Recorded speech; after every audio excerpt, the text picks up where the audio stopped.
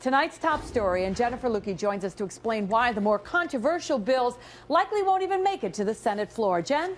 Well, Liz, it mostly boils down to this. It's an election year when big bills that ignite a lot of emotions, opinions, and controversy come to the floor this close to an election.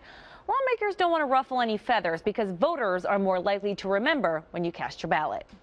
14 Senate budget bills. Big bills come with big promises. If we can't pass anything on Women's Equality Act, I think the voters should hold us accountable and send people to the Senate and the Assembly who will take it as a priority. Medical marijuana, you can't talk to somebody who is in need and not feel very concerned about that. Minimum wage, we know how critically important it is to raise wages as we have this growing income inequality. But all of those issues can be polarizing and partisan, and right now most lawmakers are focused on what they can do for those who will ultimately decide whether they come back here. What's your biggest priority in the next 2 weeks? That I get as many of the local bills done that are pressing on our local communities. Because at the end of the day, if I've got a town that can't save money because we're not allowing it to create that efficiency because we haven't passed a bill, I haven't done my job. The campaigning doesn't normally start until the last session ends, but control of the Senate is up for grabs this fall, and that'll play a big role in what happens over the next 2 weeks.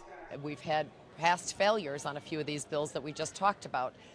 So it is not encouraging, certainly with the politics intervening on this. Some of these big issues may get left on the table, and there are people saying that the Senate is just anxious to get home and begin to campaign. I think it would be a mistake to let politics intervene. This is an election year, and there's been a lot of talk about whether that will weigh in on some of the tough decisions that are yet to be made in these next 2 weeks. What do you think about that? I think it's absolutely going to be weighing in, and the voters are watching us. They're waiting to see what we get done, and if the voters are not happy with the job we're doing, they can send other people in to sit in these seats.